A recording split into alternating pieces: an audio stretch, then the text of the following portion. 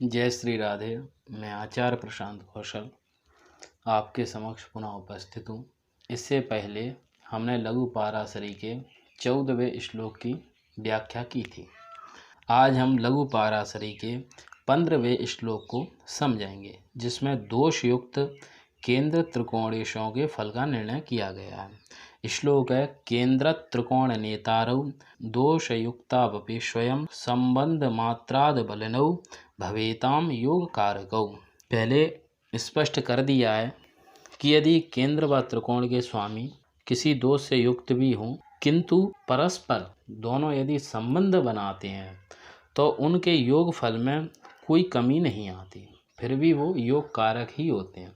लेकिन कुछ दोष ऐसे होते हैं जिसके कारण शुभ आदि फलों में कमी आ जाया करती है। तो सबसे पहले हम उन दोषों को समझ लें कि वो दोष कौन कौन से होते हैं। तो सामान्यतया नीच राशि में स्थित होना, यदि ग्रह योग कारक होकर नीच राशि में स्थित हो जाते हैं, कुछ दोष युक्त हो जाते हैं। दूसरा दोष होता है अस्त होना। अस्त किसे कहते हैं? जो सूर्य के साथ ग्रह बैठते हैं उनका अंश निर्धारित होते हैं, कुछ अंशों पर ग्रहों को अस्त मानते हैं। अलग अलग प्रकार के अंश सब ग्रहों के होते हैं, उन्हें मैं किसी वीडियो के माध्यम से बताऊंगा। विशेष रूप से आप ये समझ लें कि जो ग्रह सूर्य के अति नज़दीक अंशों पर होता है वो ग्रह अस्त होता है। इस प्रकार से अस्तंगत ग्रह में योग फल देने में कमी आ जाती है।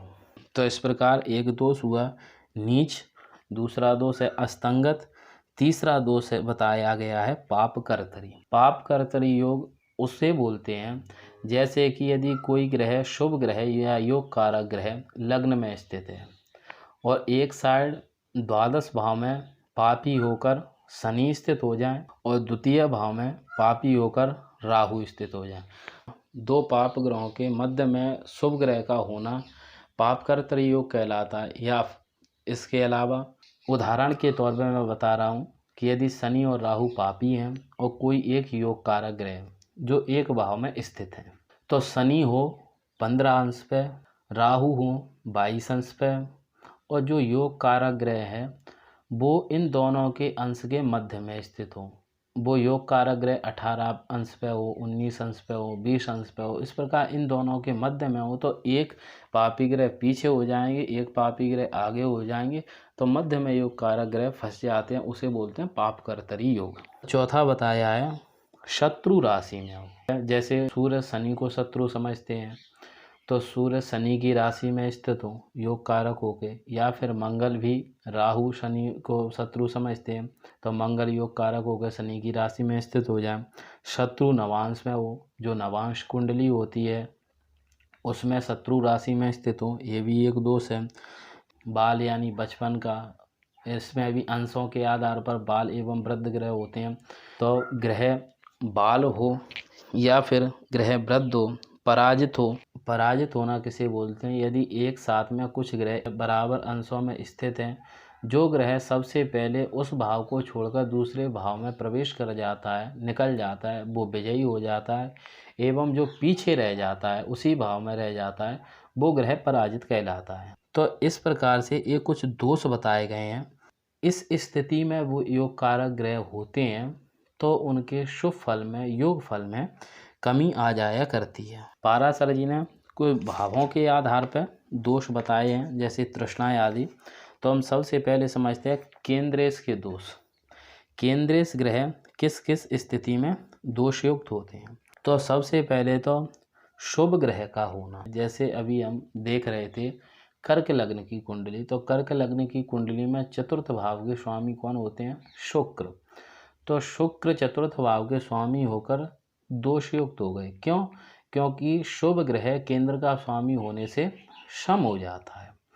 तो शुक्र शुभ होने से सम हो गए, तो ये भी केंद्रेश का एक दोष है। पहला दोष हुआ। दूसरा दोष इन्होंने कहा है कि दूसरी राशि तृतीय भाव में पड़ना, षष्ठम भाव में पड़ना, अष्टम एकादश स्थानों में पड़ना, या फिर स्वयं इन स्थानों में ही स्थित होना। तो आप इस प्रकार समझें कि यदि दूसरी राशि, जैसे मैंने अभी कर्क लग्न का उदाहरण दिया था, तो कर्क लग्न में ही और चतुर्थ भाव में स्थित होकर दूसरी राशि शुक्र की स्थित होती है। आप देखेंगे एकादश स्थान में वृष राशि, तो वृष राशि तृष्णाएं में स्थित हो गई एकादश भाव में, तो ये भी एक प्रकार का दोष हो गया। यदि शुक्र की दूसरी राशि उसमें पड़ी भी नहीं है या फिर केंद्र इसकी दूसरी राशि तृष्णा आदि में नहीं पड़ी, यदि शुक्र जाकर तृतीय भाव में स्थित हो जाए, षष्ठम भाव में स्थित हो जाए, अष्टम भाव में स्थित हो जाए एवं एकादश स्थान में स्थित हो जाए, तो भी केंद्रेश को दूषित माना जाता है। तीसरा दोष इन्होंने बताया तृतीय अष्टम एकादश स्थानों के स्वामियों से संबंध करना।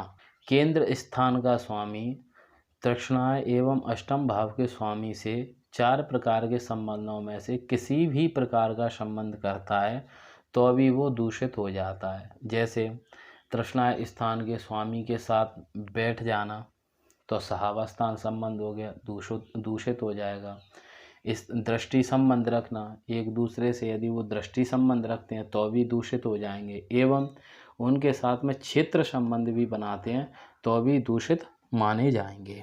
चौथा नीच होना, अस्त होना, शत्रु क्षेत्र में होना, ये भी केंद्रेश को दूषित करता है। इसके बाद में पांचवा स्वयं पाप केंद्रेश होकर तृतीय भाव, षष्ठम भाव, अष्टम भाव, एकादश स्थानों के स्वामी भी होना। अब आप देखें, इसे समझें। सिंह लग्न का मैं उदाहरण देता हूँ कि सिंह लग्न में सप्तम भाव के स्वामी एवं षष्ठम भाव के स्वामी शनि होते हैं। तो इन्होंने कहा है कि पापी ग्रह केंद्र का भी स्वामी हो और तृष्णाएं या अष्टम भाव का स्वामी होता है तो अभी केंद्रेश को दूषित माना जाता है। तो आप देखेंगे कि सिंह लग्न में सप्तम भाव एवं षष्ठम भाव के स्वामी होकर शनि को दूषित माना जाएगा। इस प्रकार के इन्होंने केंद्र के स्वामियों के दोष बताए हैं। तो आज मैं इतना ही इसे रखता हूँ। आगे वाली वीडियो में त्रिकोण स्थान के स्वामियों के बारे में बताएंगे और इस श्लोक को हम आगे वाली वीडियो में पूरा करेंगे। तो आज के लिए इतना ही। जय श्री राम।